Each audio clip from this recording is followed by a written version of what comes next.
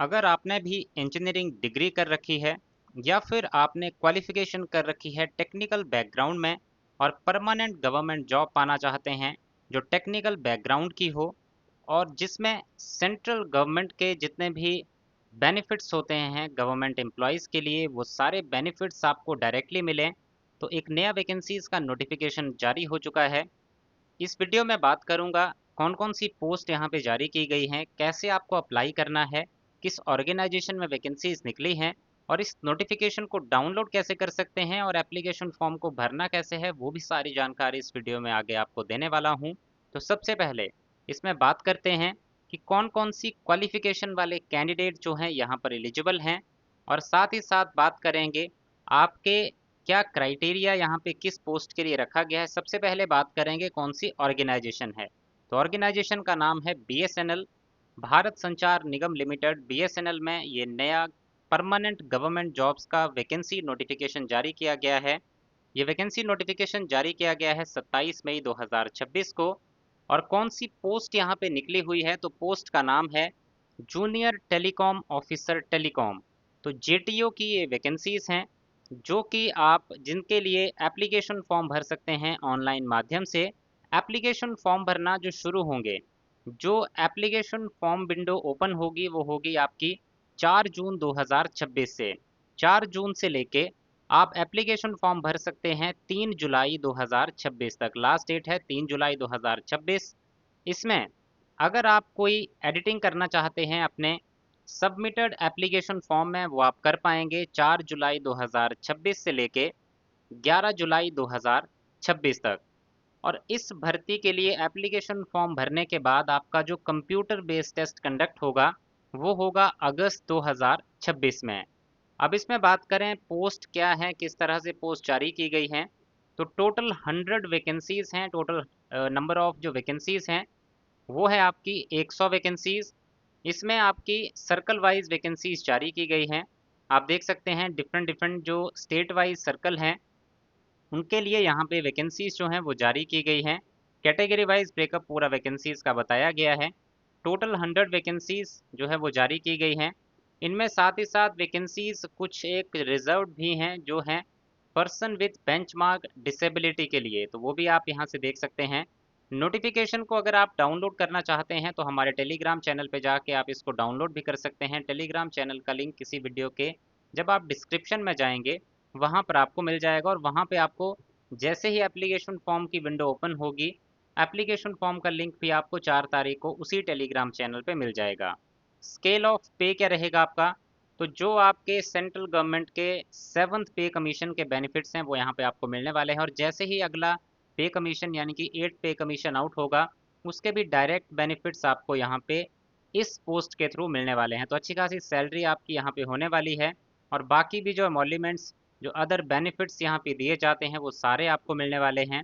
यहाँ पर जब आप रजिस्ट्रेशन करेंगे अपने एप्लीकेशन फॉर्म को भरेंगे तो आपको वहाँ पे अपना जो सर्कल है उसमें आपकी कौन सी फर्स्ट चॉइस है कौन सी सेकंड चॉइस है उसकी प्रेफरेंस भी आपको फिल करनी होगी।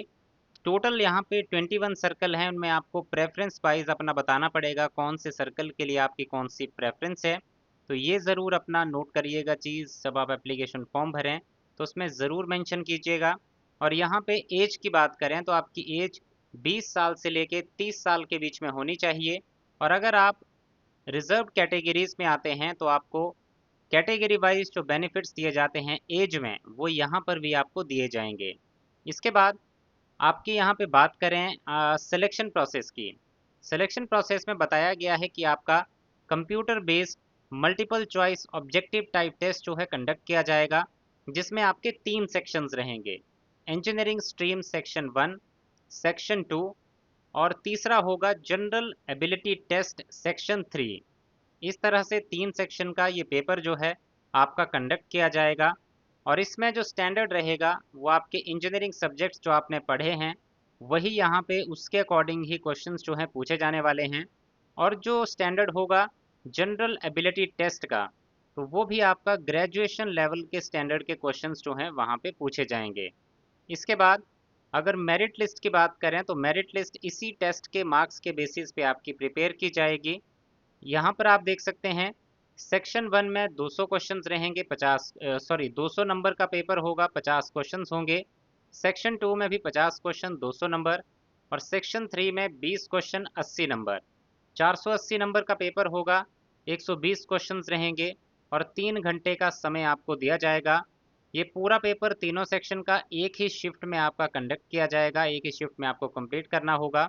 और यहाँ पे जो ऑब्जेक्टिव टाइप क्वेश्चंस होंगे वहाँ पे नेगेटिव मार्किंग भी आपकी होने वाली है। 1 नंबर की आपकी नेगेटिव मार्किंग इस पेपर में रहने वाली है। अब यहाँ पे बात करें कि फाइनल मेरिट लिस्ट जो है, तो ये आपके जो टोटल मार्क्स रहेंगे सेक्शन 1, सेक्शन 2 और सेक्शन 3 सबके मिला के तीनों में जो मार्क्स होंगे उसके बेसिस पे आपकी जो सिलेक्शन लिस्ट है उसको जारी किया जाएगा। अब यहाँ पे जब आप रजिस्टर करेंगे तो आपको एप्लीकेशन फ़ीस भी पे करनी होगी, जो कि होगी 2000 रुपये की।